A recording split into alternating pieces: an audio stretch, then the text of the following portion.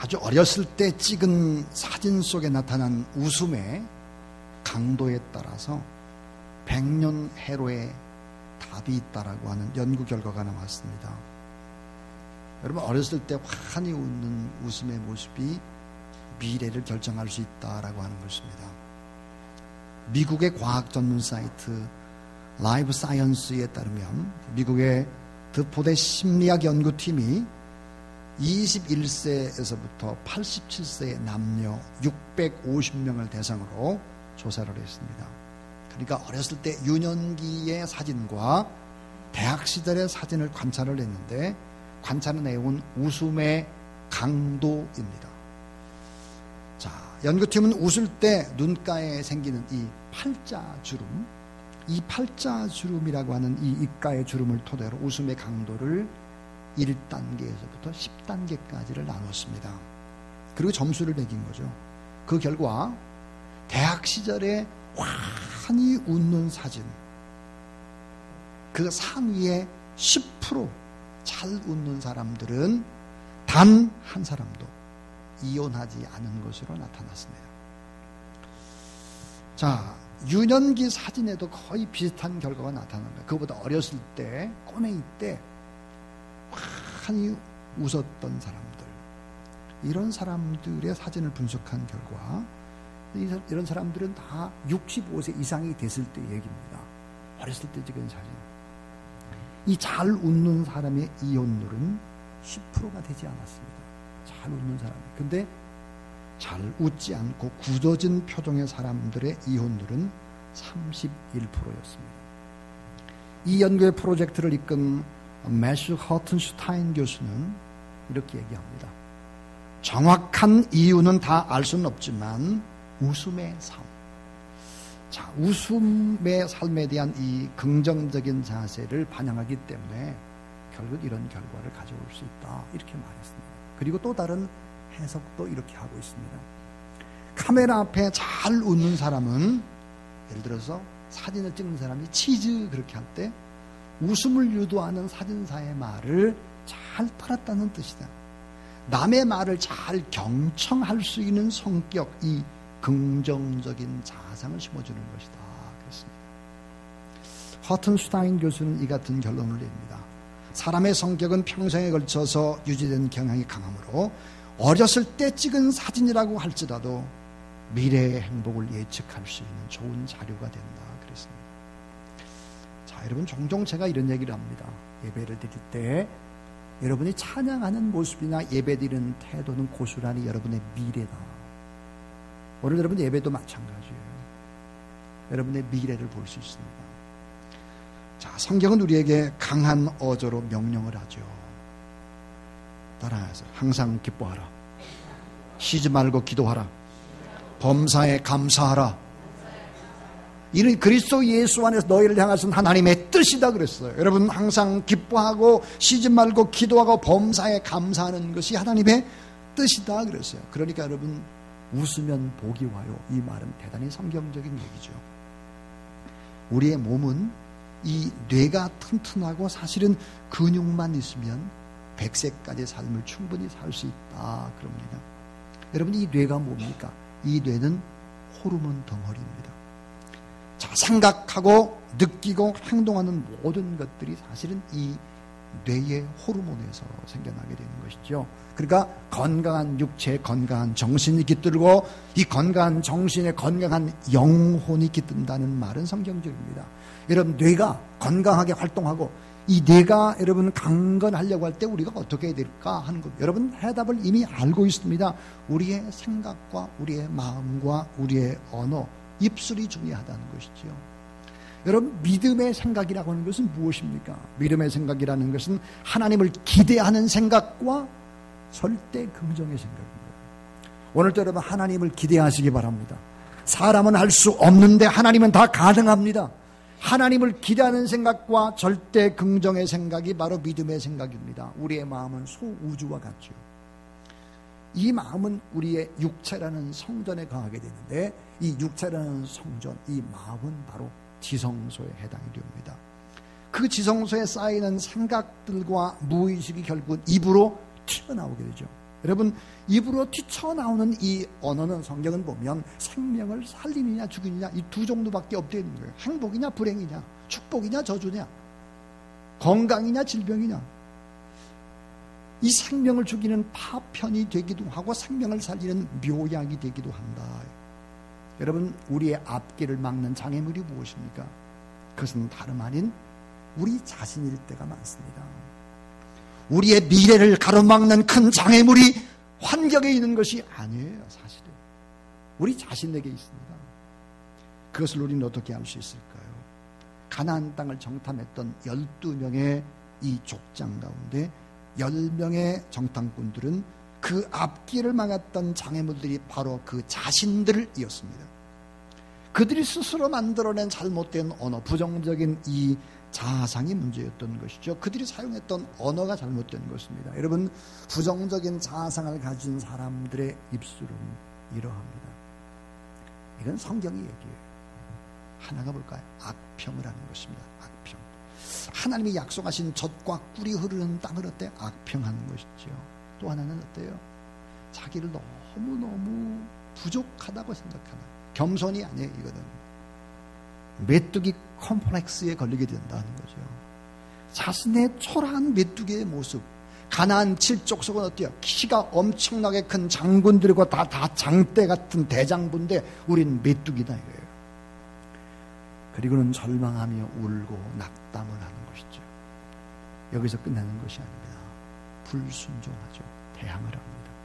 그리고 이것은 악한 영향을 미치게 되는데 12명 가운데 이 10명이 부정적인 언어를 막 쓰죠.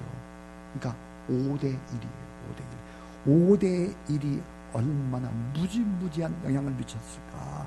모든 이스라엘 백성들이 통곡하며 밤새도록 우는 것입니다. 이들의 결국은 어떻게 됐을까요? 오늘 성경에 보니까 새로운 역사, 동참하지 못한다, 약속의 땅에 들어가지 못한다, 광야에서 다 죽었다 그럽니다. 그들의 언어가 그들 자신이 그 앞길을 가로막은 것입니다.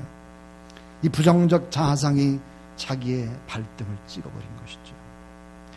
여러분, 가장 큰 적은 다른 사람의 문제가 아닙니다. 바로 나 자신일 수 있다는 사실이죠. 리타 메이 브라운이라고 하는 사람이 이렇게 말을 했습니다. 이렇게 행동해도 다른 결과가 있지 않을까? 내가 이렇게 잘못 행동해도 좋은 결과가 있지 않을까? 이렇게 기대하면서 계속 같은 행동을 반복한다면 그 일은 미친 일이다 그랬습니다. 여러분, 지금 행동하는 그대로 결과가 따라올 수밖에 없는 거예요. 여러분, 하나님 앞에 예배드리는 삶의 태도, 그 태도는 모든 것을 결정할 수 있다는 사실이죠. 사실 엄밀히 따져보면 우리는 못해서 실패하는 것이 아닙니다. 안에서 실패하는 거예요. 안에서. 물론 여러분, 무지 때문에 실패할 수 있습니다. 모르니까. 그런데 대부분 경우 알면서 실천을 잘 안 해요. 특별히 이 언어 생활에서는 더 그렇습니다. 자, 우리가 꼭 인생의 성공과 실패, 행복과 불행, 축복과 저주의 갈림길에 언어가 있다 그랬어요. 오늘 보면은 창조적 소수의 입술입니다. 그들은 어떠한 언어를 썼을까 하는 겁니다. 새로운 역사를 만들어내는 창조적 소수의 언어에 대해 살펴보려고 합니다. 여러분에게 큰 은혜가 임하기를 주의 이름으로 축원합니다. 자, 이 첫 번째 얘기입니다. 따라해 주세요. 창조적 소수는 언어를 생명처럼 여겼습니다. 그렇습니다. 새 역사를 창조하는 영적 거장들, 창조적 소수들의 언어를 보세요. 그들은 그 언어를 생명처럼 여겼습니다. 여러분, 언어는 그 사람이 누구인지를 말해줍니다. 처음 보면 그 사람이 누군지 잘 모릅니다. 그런데 이야기해보면 알아요. 그가 어떤 자아상을 가지고 있는지. 언어는 존재의 집이거든요. 하이데거의 말처럼. 자, 언어는 어때요? 마음에서 나오고 우리의 생각에서 시작이 됩니다. 그런데 언어 속에는 그의 기질과 그의 지식과 그의 사고의 틀과 가치관과 이 모든 것들이 배어 있죠. 그의 장래가 고스란히 언어 속에 담겨져 있다는 사실입니다.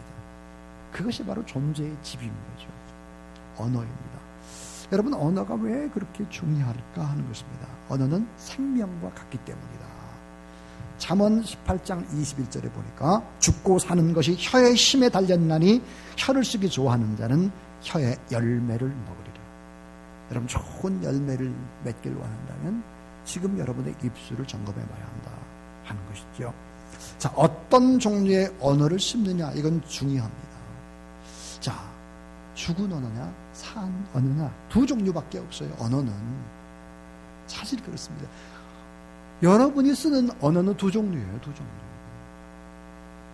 자, 여러분, 언어는 생명과 같고요. 또 하나는 언어는 인생의 방향을 결정합니다.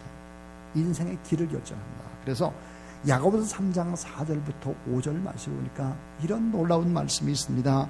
또 배를 보라. 그렇게 크고 광풍에 밀려간 것들을 지극히 작은 키로서 사공의 뜻대로 운행하나니 이와 같이 혀도 작은 지저로서 큰 것을 자랑하도다 그랬습니다. 여러분, 이 언어는 커다란 배를 움직이는 키와 같다 그랬습니다. 우리의 언어는 배의 키와 같습니다. 삶을 바꾸고 싶다면 언어를 바꿔야 된다는 것이죠. 또 하나는 따라하세요. 언어는 미래를 창조합니다. 자, 여러분, 예수님이 종종 하셨던 얘기, 내 믿음대로 될지어다 그랬어요. 내 믿음대로 될지어다, 이 말은 내가 말하는 대로 될지어다 하고 똑같은 말. 여러분, 말하는 대로 여러분의 인생이 될 것입니다. 또 하나 아주 중요한 것이 우리의 언어를 따라서 하나님이 다 들으시고 언어대로 해주기 때문에, 이 놀라운 얘기입니다. 민수기 18장 28절이 여러분 잘 아는 대로 그들에게 이르기를 여호와의 말씀에 내 삶을 두고 내가 맹세한다. 나보다 높은 사람이 없기 때문에, 높은 분이 없어서 하나님이 스스로 자기의 삶을 걸고 맹세한다. 너의 말이 내 귀에 들린 대로 내가 다 시행하겠다. 그러니까 여러분이 말하는 대로 하나님이 다 들으시고 그대로 해주겠다는 거예요. 그러니까 말대로 인생을 이끌어가는 분이 하나님이다. 여러분, 탁월한 인생을 살길 원한다면 언어의 중요성을 인식하고 언어를 생명처럼 여기고 언어를 더 날카로운 칼을 사용하듯이 조심해야 하는 것입니다. 좋은 씨앗을 심듯이, 좋은 묘목을 심듯이 그런 마음으로 우리의 언어를 아름답게 갖고 가야 하는 것이죠. 어느 대뇌학자의 말을 기억해 보십시오. 이 대뇌학자가 그렇게 말했습니다. 우리의 뇌세포는 98%가 말의 지배를 받고 있다 그랬습니다. 여러분의 뇌의 98%가 여러분의 언어의 지배를 받고 있습니다. 언어가 이토록 중요하다 하는 거예요.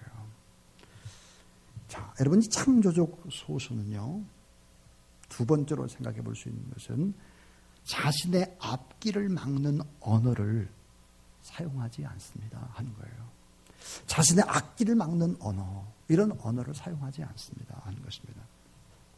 어제 신문에 보면 2월 28일 토요일 날 일면 기사에, 국민일보에 보면 안타까운 사연이 장식되고 있습니다. 큰 글씨로 일면에 이렇게 제목을 달고 있어요. 돈벼락 가족 이딴 비극입니다. 그러면서 거기에 이렇게 도식을 하나 만들어 놨는데 5단계의 도식이었습니다. 하나가 뭐냐면 도시개발. 시골인데 도시가 들어온 거예요. 도시개발. 거액 보상. 그 다음 보니까 가족 갈등.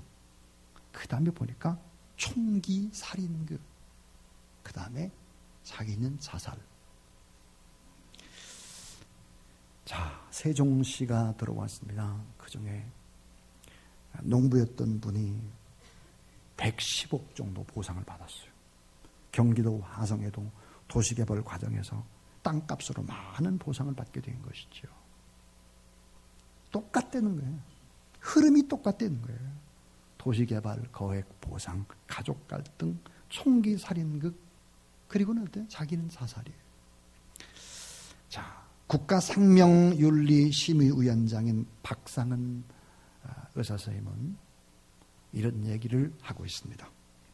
이 시대를 지배하는 세계관은 무엇입니까? 더 많은 돈을 벌기 위해서라면 소수 인간 생명의 가치에는 관심을 쏟지 않습니다. 그러나 쾌락과 권력을 누리기 위해서는 얼마든지 인간 생명을 수단화할 수 있는 시대를 살아가고 있습니다. 어느새 나도 모르게 나를 지배하고 있는 이 무서운 황금만능주의, 출세주의, 천민자본주의 아래 우리 모두는 속박을 당하고 있습니다. 그 다음의 말이 제 마음에 와닿습니다. 또한 이 시대의 비극, 고통의 근본 문제는 돈과 함께 저속한 언어의 타락에 있습니다. 돈과 함께 어때요? 서로 말로 상처를 주고받는 거예요. 저속한 언어입니다. 나쁜 언어예요. 이것이 엄청난 상처가 돼가지고 이 시대에 큰 문제를 일으킨다는 거죠. 언어의 영성. 말을 자꾸 하다 보면 영성이 베끼는데요. 이 뼈에 새기죠. 언어는 각인되는 것입니다. 뿌리 뽑기가 너무 어려워요. 사전에 예방해야 되는 것이죠. 저속한 언어, 험악한 언어, 천박한 언어, 비판적인 언어가 인간을 찌르고 인간을 넘어뜨리는 것입니다. 그래서 어떻게 해야 될까요? 비방하는 언어를 삼가야 됩니다. 비방하는 언어. 자, 민수기 12장 1절 2절에 보니까요.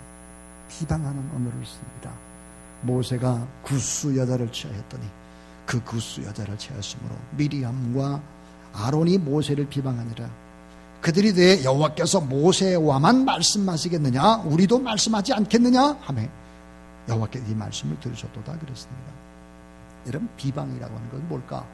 이 비방이라는 어떤 사람에 관해서 부정적인 생각을 표현하는 것이 바로 비방입니다. 근데 미리암이 모세를 비방합니다. 어떻게 비방할까? 사실 모세의 아내인 십보라가 죽습니다. 그리고는 결국은 구스 여자를 아내로 맡게 되죠. 모세가. 그런데 여러분, 놀랍게도 이런 사실을 가지고 비방을 하는 사람이 있었어요. 미리암입니다. 그런데 제가 말씀을 준비하면서 깜짝 놀란 사실 하나가 있습니다. 그게 뭐냐면, 자, 미리암이 비방을 했다 그러는데 비방이라고 하는 히브리어의 동사입니다. 자, 히브리어 동사는, 이 비방을 나타내는 동사는 놀랍게도 여성형을 쓰고 있습니다. 히브리어에는요, 남성형의 동사가 있고 여성형의 동사가 있습니다. 히브리어의 특징이. 근데 비방이라는 말은 여성형의 동사입니다. 여자들이 훨씬 비방을 많이 하는 거예요. 그러니까 여자 여러분, 이게 성경 얘기예요. 제 얘기가 아니고 성경이 왜 비방에 여성형 동사를 쓰겠어요? 여자의 입 때문에 잘되기도 하고 망하기도 하는 거예요. 그러니까 다 잘된 말을 하는 그런 여러분 되길 바랍니다. 아멘 하는 사람, 비방만 하는 사람이. 자, 여러분, 비방에서 끝나는 게 아니에요. 그 다음 단계가요, 악평입니다. 악평. 이 악평이라는 말은 뭘까? 악평을 정의하면 좋은 것을 나쁘게 평가하는 것이 악평입니다. 이 장점보다는 어때요? 좀 모자란 점을 집중적으로 공격하면서 악평하는 사람들의 특징이 뭐야? 과장이 많다는 거예요. 과장. 10명의 정탐꾼 스스로를 메뚜기로 폄하하는 것이죠. 그리고 도저히 이길 수 없다고 막 하나님의 약속, 하나님의 종, 가릴 것 없이 악평을 하는 것입니다. 근데 비방의 언어를 쓰고 악평을 하잖아요. 한다는 게 더 나갑니다. 언어의 흐름을 아셔야 돼요. 그 하나가 뭘까요? 원망하는 언어입니다. 원망. 우리가 애굽 땅에서 차라리 죽었으면 참 좋았을 걸 왜 여기 와서 이렇게 고생만 하냐 이거. 그냥 원망하는 것이죠. 자, 여러분, 언어의 흐름을 잘 이해하십시오. 비방을 하다 보면 악평을 합니다. 악평을 하다 보면 결국은 원망을 하게 되는 것이죠. 근데 하나님께서는 이 원망을 뭘로 간주할까요? 불신앙으로 간주한다. 불신앙. 원망은 이게 불신앙인 거예요. 그래서 결국은 독약을 마시는 것과 같습니다. 김정준 박사님이 삶에 이르는 병이라는 책에서 원망은 독약과 같다. 독배를 든 것과 같다 그랬습니다. 여러분, 원망하지 않는, 앞길을 막는 언어를 사용하지 않는 그런 여러분 되시기를 주의 이름으로 축원합니다. 이거는 최근의 얘기입니다. 실제로 있었던 얘기예요. 분당에 아주 잘 성장하는, 건강하게 성장하는 교회가 있었어요. 그래서 교회 성장 연구소에서 이 교회를 한번 연구해야 되겠다 해가지고는 800명까지 건강하게 성장을 했으니까요. 연구를 했습니다. 이런 것 때문에 이 교회는 이렇게 건강하게 자랐다, 성장했다 그랬어요. 근데 이 교회가 얼마 전에 폭삭 망해버리고 만 거예요. 왜 그랬느냐? 교회 옆으로 한쪽은 한 70m 정도, 또 한쪽은 한 80m 정도 전부 다 카페 골목이 들어선 겁니다. 쫙 카페가 있었던. 그래서 건실하게 잘 성장했던 교회이기 때문에 교회 성장 연구소에 다 조사를 했기 때문에 이번에는 왜 이 교회가 결국은 문을 닫았나 하는 걸 조사를 했습니다. 조사를 했더니 핵심의 요인이 카페가 생겨서 그런 거예요. 그러니까 카페가 생겨서 왜 그럼 교회가 이렇게 어려워지느냐 이거예요. 그랬더니 금요일이라든지 이런 때 이제 여성들 지구장 모임 같은 모임들을 하는 거죠. 그러고 나면 어때요? 집으로 빨리 가지 않고 335 카페로 들어가는 거예요. 그래서 부정적인 얘기를 하기 시작. 카페. 결국은 어때요? 언어였고 카페에서 많은 얘기를 나누는 이런 것들이 화근이 돼요. 건강하게 살았던 교회가 어려워진 것이죠. 여러분, 창조적 소수는 어떤 언어를 사용할까? 이제 결론입니다. 따라하세요. 새 역사를 창조하는 언어를 사용하라. 자, 오늘 여호수아와 갈렙 또 여러 가지 하나님 앞에 쓰임받았던 많은 종류의 사람들은 그들의 언어가 이런 언어였다는 거예요. 따라해 주세요. 할 수 있다는 믿음의 언어. 그렇습니다. 할 수 있다는 믿음의 언어입니다. 갈렙이 모세에게 백성을 조용히 하게 하고 이르되 우리가 곧 올라가서 그 땅을 취하자 능히 이기리라 하나. 그와 함께 올라갔던 사람들은 이제 우리는 능히 올라가서 그 백성을 치지 못하리라. 그들은 우리보다 강하니라 그랬습니다. 결국은 여호수아와 갈렙은 능히 이긴다고 하고 한쪽은 게임이 안 된다. 우리 메뚜기다고. 여러분, 할 수 있다는 믿음의 언어를 사용하는 그런 여러분 될 수 있기를 바랍니다. 또 하나는 그대로 되리라. 그대로 되리라는 확신의 언어를 사용하라. 그대로 되리라. 그대로. 그렇습니다. 내가 진실로 너에게 이르노니 누구든지 이 산더러 들려 바다에 던지려 하며 그 말하는 것이 이룰 줄로 믿고 마음에 의심하지 아니하면 그대로 되리라. 내게 능력 주신 자 안에서 내가 모든 것 할 수 있느니라. 그대로 된다고 하는 확신의 언어를 쓰라. 확신에 찬 언어가 능력이다. 이 선포하는 명령의 언어를 사용하라 하는 것입니다. 또 하나는 해야 한다는 헌신의 언어를 쓰라는 거예요. 해야 한다. 내가 하나님의 사람이기 때문에 이 일은 해야 한다고 하는 헌신의 언어를 쓰라 하는 것입니다. 결국은 여러분, 말을 하면 어떤 현상이 벌어질까요? 그건 한 말에 따라 움직이고 우리가 책임을 지게 되는 것입니다. 또 하나는 좋은 점을 찾아서 감사하는 언어를 사용하십시오 하는 거예요. 아까 여호수아와 갈렙이 했던 얘기, 심히 아름다운 땅이다. 가나안 땅. 그리고 젖과 꿀이 흐르는 땅이다. 여러분, 심히 아름다운 땅, 젖과 꿀이 흐르는 땅, 약속의 땅이라는 이 말 속에 담겨져 있는 언어가 무엇입니까? 그것은 하나님 앞에 감사하다는 고백입니다. 이것이 담겨져 있는 거예요. 하나님 앞에 참 감사하다. 심히 아름다운 땅, 젖과 꿀이 흐르는 땅, 아브라함에게 약속한 그 땅이다. 하나님 앞에 감사, 이 감사의 언어가 숨겨져 있는 것이죠. 여러분 따라해 주세요. 언어를 바꾸면 우리의 운명이 바뀝니다. 그렇습니다. 미국의 사우스 다코다주의 러시모아라고 하는 유명한 산이 있습니다. 이 산은 미국의 역대 대통령 중에서 가장 존경을 받고 큰 일을 했던 네 분의 대통령의 얼굴이 화강암 벽의 조각이 되어 있습니다. 이 규모는 에집트의 피라밋보다 훨씬 더 큽니다. 그 조각에 조각된 4명의 대통령들은 다음과 같습니다. 한 분이 누구냐면 미국의 초대 대통령 워싱턴입니다. 그는 대통령에 취임하는 자리에서 성경에 손을 얹고 이렇게 선서를 했죠. 성경이 아니면 세계를 올바르게 다스릴 수가 없다 했습니다. 그 다음에 제3대 대통령인 제퍼슨입니다. 그는 미국의 독립선언서를 쓴 사람으로서 선언서를 쓸 때 이렇게 말하곤 했습니다. 미국은 성경을 반석으로 삼아서 서 있는 나라입니다. 그 다음에 세계의 유명한 16대 대통령 아브라함 링컨입니다. 그는 하나님의 말씀을 통해서 부지런히 지혜와 명철을 터득했죠. 그리고 이런 고백을 했습니다. 나는 성경을 하나님께서 인간에게 주신 가장 큰 선물이라고 있습니다.